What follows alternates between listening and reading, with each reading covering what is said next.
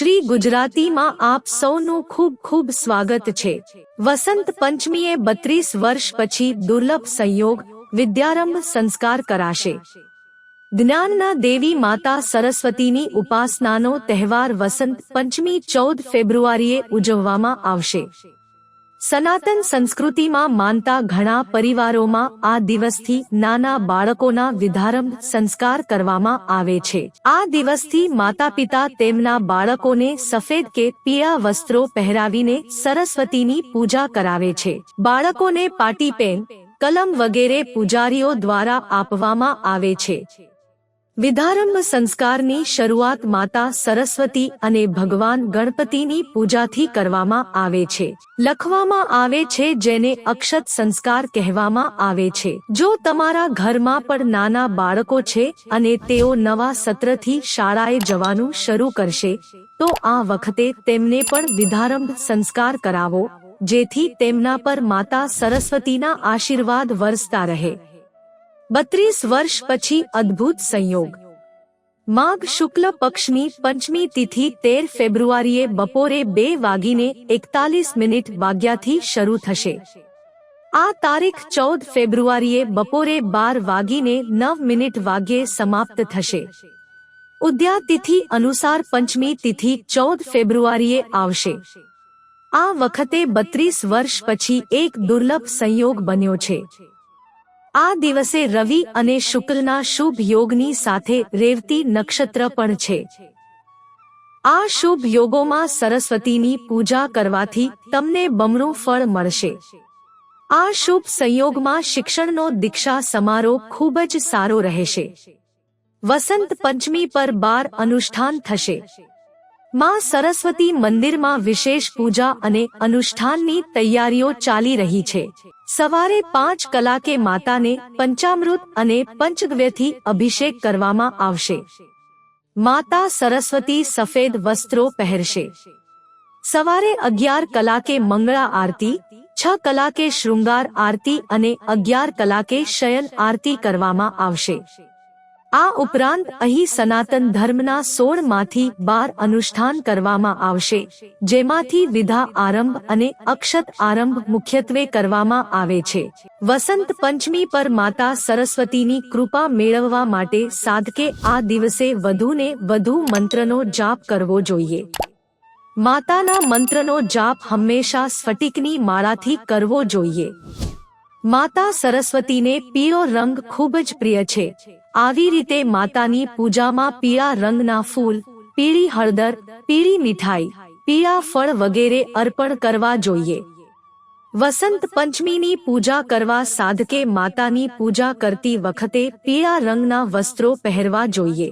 જો તમારા બાળકનું મન ખૂબ જ ચંચળ હોય અને તે એકાગ્ર મનથી અભ્યાસ કરી શકતું નથી તો તમારે વસંત પંચમીના દિવસે માતા શારદાની વિશેષ પૂજા કરવી જોઈએ અને પરીક્ષા સ્પર્ધામાં સફળતા અને એકાગ્રતા માટે તેમના આશીર્વાદ માંગવા જોઈએ।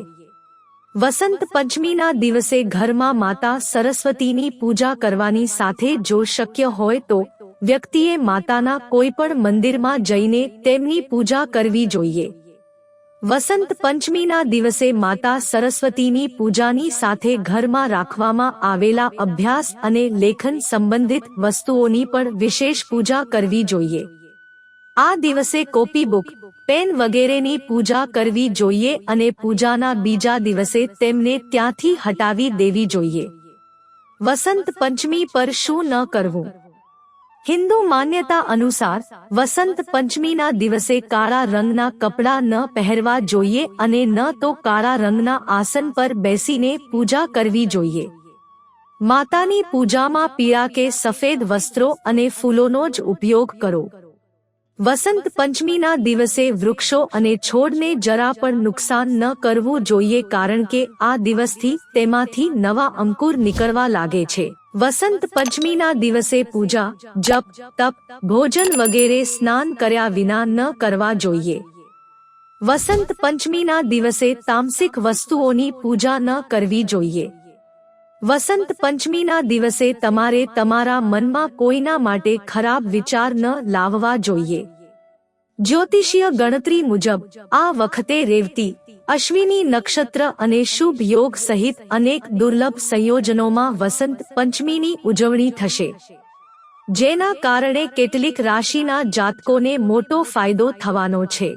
આવો જાણીએ આ ભાગ્યશાળી રાશિઓ વિશે. મેષ.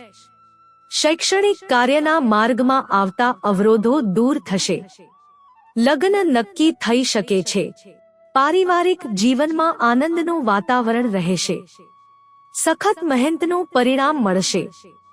નોકરી ધંધામાં પ્રગતિની તક મળશે. મિથુન. નાણાકીય સ્થિતિ મજબૂત રહેશે. તમને વ્યાવસાયિક સફળતા મળશે. વેપારમાં વૃદ્ધિની તકો મળશે. જીવનના દરેક ક્ષેત્રમાં ઇચ્છિત સફળતા પ્રાપ્ત થશે અને તમામ કાર્ય કોઈપણ અવરોધ વિના પૂર્ણ થશે. વૃશ્ચિક. નોકરી ધંધામાં પ્રગતિની નવી તકો મળશે. તમને તમારા જીવનસાથી તરફથી સહયોગ મળશે.